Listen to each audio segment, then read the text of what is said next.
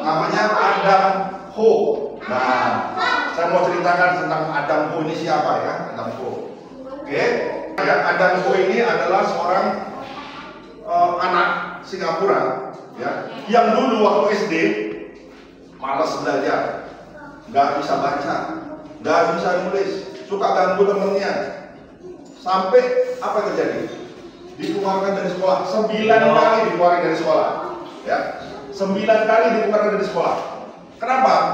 Sudah bodoh, suka ganggu temennya, jelek lagi, hidup lagi ya. Akhirnya apa? Ya, belum tentu orang seperti Theo yang misalnya nggak mau belajar, dia nggak bisa sukses. Dulu juga yang namanya Adam Ho ini begitu ya. Dia malas belajar, suka ganggu temennya. Apa yang terjadi? 9 kali dikeluarkan dari sekolah. 9 kali dikeluarkan dari sekolah, akhirnya diterima di sekolah yang paling rendah mutunya di seluruh Singapura. Itu pun masih bodoh juga. Baca nggak bisa segala macam, ya. Akhirnya apa? Orang tuanya pasrah. Tiba-tiba ada seorang trainer, ya seperti saya lah gitu ya, memberikan pelatihan mapping, super memory, literasi, ya, dan tentang kewirausahaan.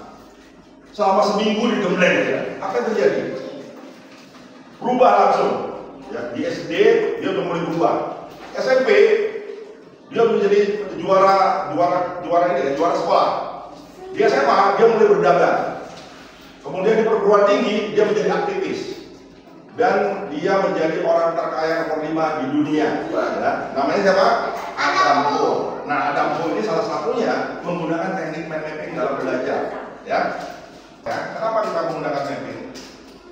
Belajar menyenangkan karena gambar-gambar saja, tulisannya pendek-pendek, nggak panjang-panjang, ya warna-warni sehingga otak kanan kita aktif. Ingat, kita belajar selama ini dengan apa? Otak kiri atau otak kanan? Otak kiri itu sebenarnya matematika, garis lurus gitu ya. Sementara otak kanan sebenarnya ngeliut. Nah, Pak, saya mau tanya, mana yang lebih menarik, yang kiri atau yang kanan? Kanan. Mana yang lebih membuat kita mudah hafal, yang kiri atau yang kanan? Betul, yang kiri. Yang kanan. Siapapun mengatakan pasti yang kanan. Karena apa? Nggak perlu dibaca, ditempel aja, lihat aja gitu. Ya, lebih menarik yang kanan ya, setuju ya. Kalau kita setuju pada yang kanan, kenapa masih mau yang kiri? Itu pertanyaannya. Ya, banyak orang bertanya, mana yang lebih menarik? Kanan. Mana yang lebih menyenangkan? Kanan. Mana yang lebih mudah dipandang? Kanan. Tapi kenapa kita masih yang kiri? Pertanyaan ya. Nah, oke. Setuju ya, yang kanan. Inilah yang namanya mind mapping. Ini namanya catatan linear. Bisa dibedakan ya? Iya. Betapa sulitnya kita menghafal ini. Betapa sulitnya kita harus membaca dari atas ke bawah. Sementara yang ini kita, saya mau lihat ini aja, bisa, ya, asal berwarna. Oke. Nah, pakai otak kiri ya, membosankan, bikin malas, ini bikin malas. Pakai otak kanan, ya, kemudian menyenangkan, bikin rajin belajar. Ya, itu kenapa kita nggak bosan-bosan mengatakan pakai mind mapping, pakai mind mapping, pakai mind mapping. Ya, kalian kalau lihat di samping saya, seluruhnya mind mapping. Mau bicara pakai mind mapping, mau nulis pakai mind mapping, mau buat perencanaan pakai mind mapping. Apalagi mau buat rumah.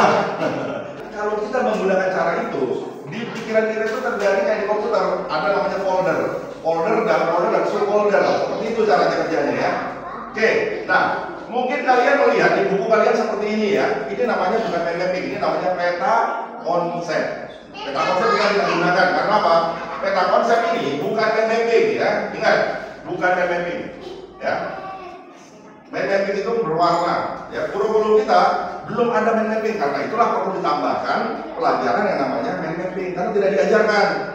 Nggak diajarkan di sekolah, dimanapun tidak diajarkan. Kalau diajarkan itu pasti mahal guys. Contohnya ya, kita harus buat yang seperti ini. Saya pikir anak yang nggak bisa baca pun harusnya bisa. Ya, yang nggak bisa baca. Apalagi yang bisa gambar. Ya, coba lihat. Perhatikan nih, perhatikan ya. Ininya kecil kan? Ini kecil. Kemudian dibuat. Coba lihat. Apakah berupa begini bentuknya? Apakah begini? Enggak kan? Nah, ini pakai otak kiri. Kalau pakai otak kanan dia begini. Kenapa kita pakai buku? Kalau bisa bukunya tidak bergaris, tapi polos. Yang kedua, pakai pulpen, pakai pensil warna, pakai penghapus, ya. Nah, lihat ini adalah gambaran satu buku. Bayangkan satu buku itu bisa diringkas dalam seperti ini. Jadi nanti pelajaran kalian punya, buku-buku pelajaran kalian itu dibuat seringkas seperti ini. Nah, kira-kira kalau misalnya itu kita kaitkan di sini, nggak usah dibaca, dilihat aja. Oke, saya belajar. Itu udah manjat di bawah sadar kalian. Itulah pentingnya mapping. Ya, oke. Nah, ini ya. Ini dari satu buku ini, disarikan nanti sepeda ini. Kalau kita ditanya isi buku itu apa, kita ngerti karena apa? Sudah ada mappingnya. Tapi coba misalnya suruh baca buku, udah nggak usah mapping. Bisa nggak menghafalnya? Nggak bisa. Nggak akan bisa. Ya, ada pertanyaan. Apa? Nah, ini contohnya. Ini SD ya. SD masuk SMP. Ini saya ngajar di Pemalang. Ternyata hasilnya jauh lebih baik dari apa yang saya buat. Nih lihat hasilnya ya. Nih. Ini lihat. Tuh. Biologi. Pelajaran biologi itu seperti ini. Ya. Dia bisa bikin lebih bagus lagi. Bagus kan? Menarik nggak? Nah, itulah seperti apa kita minta itu. Nah, lihat tuh, itu adalah pelajaran bahasa Inggris. Ini pelajaran bahasa Inggris. Itu pelajaran matematika. Pelajaran tentang pecahan. Matematika bisa, siapa bilang nggak bisa? Ya, itu anak-anak bikin. Nah, itu pelajaran apa? Lihat. Bagus-bagus. Lebih bagus dari saya punya. Jadi jangan kita berpikir bahwa kalian ini nggak lebih hebat dari kita. Lebih hebat dari saya. Bapak saya buktikan nanti ya. Anak-anak, ayo gambar. Kayak ini. Lebih bagus.